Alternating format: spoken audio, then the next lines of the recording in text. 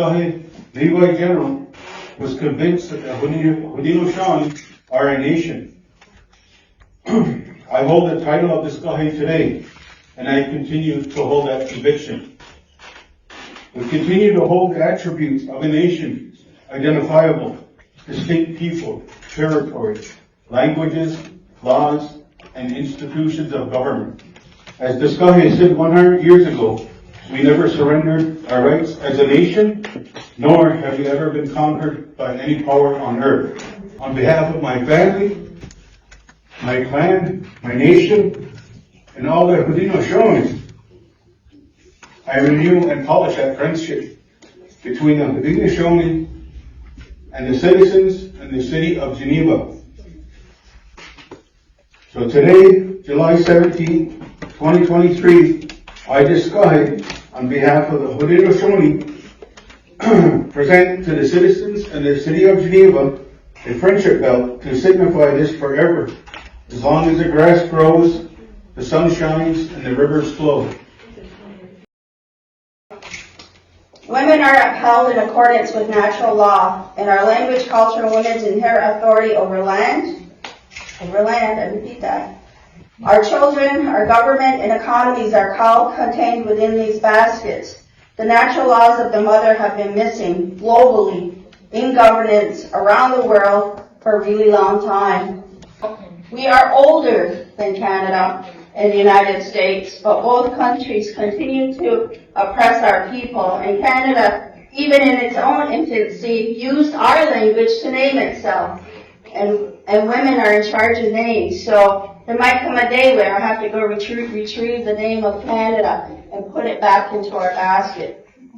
As we peel back the layers of colonization and begin to indigenize our life to the fullest extent that our culture has to offer, we remember that we are crawling out of the oppressive dispossessions that has denied us our right to our sovereignty. And we stand here in our truth. We push back on the colonial states that have imposed the illegitimate assumption of superiority and authority upon our territories for over 100 years that shaped the United Nations' perception of our status, all upheld by the Vatican's papal bulls that made up the doctrine of discovery that has permitted acts of genocide have been imposed upon us, including taking our lands, taking our children into concentration camps called residential schools, and performing sterilization on our women. And they keep denying us our rights to be protected in our treaties. These violations persist in many forms. We know, as Haudenosaunee woman Laura Kellogg Cornelius set out to address the newly forming League of Nations 1 year before Deskaheh did. Her story has been erased and must be found, because women are vital in these historical moments just as much as the men. But we must, as Indigenous women, return to our rightful positions in our nations to bring forward the process of rematriation and the equitable rights of mothers as being vital to the health and well-being of our nations. We call these processes rematriation, meaning returning the sacred to the mother.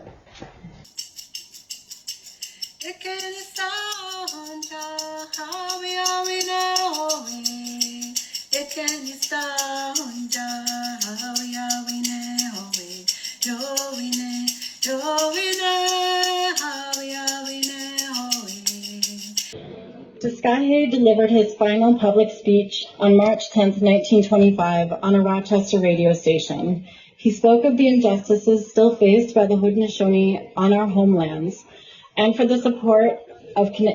the support of Canadian and United States citizens in calling on their governments to recognize our right to sovereignty on our own homelands. He said, "I ask you a question or two. Do not hurry. Do you really believe that all peoples are entitled to equal protection of international law now that you are so strong? Do you really believe, the treaty pledges should be kept? Think these questions over and answer them to yourself." Deskaheh was never able to return to Six Nations of the Grand River, his home territory, and his family. Upon returning through then the United States, fearing the reprisal of the Canadian government and in ill health, he stayed with Clinton Rickard in the Tuscarora community near Niagara Falls in what is now New York State.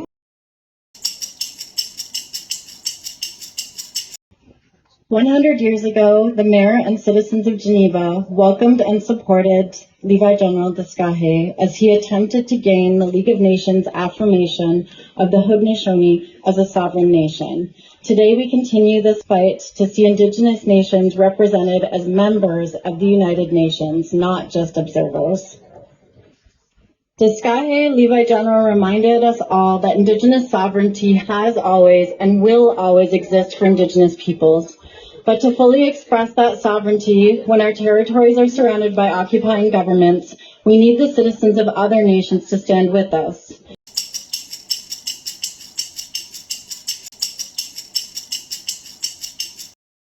It gives me the greatest honor to stand before you today and speak in the place of Dr. Jolene Rickard, curator of this exhibition, Deskaheh in Geneva, 1923 to 2023.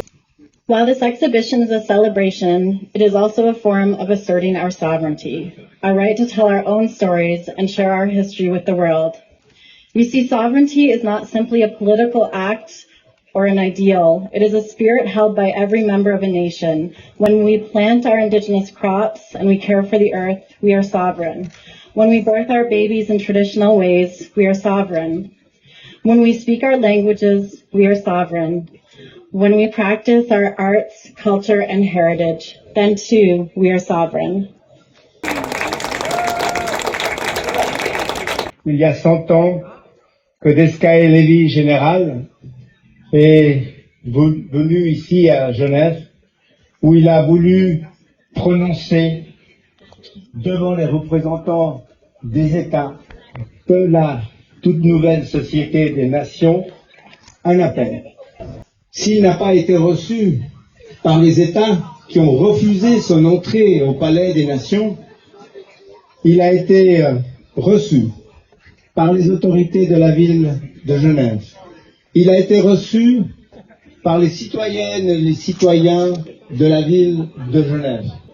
Quelque chose qui est toujours important, c'est que les victimes, celles que l'histoire a bafouées, ont toujours besoin de cette reconnaissance historique. Sans reconnaître les injustices que les différentes communautés, quelles qu'elles soient à travers le monde, sans la reconnaissance de ces injustices, il ne peut y avoir de cohabitation, de ce vivre ensemble que toutes et tous nous souhaitons. C'est le rôle de notre ville et c'est le rôle des droits humains que nous, évidemment, nous voulons et nous continuerons à promouvoir.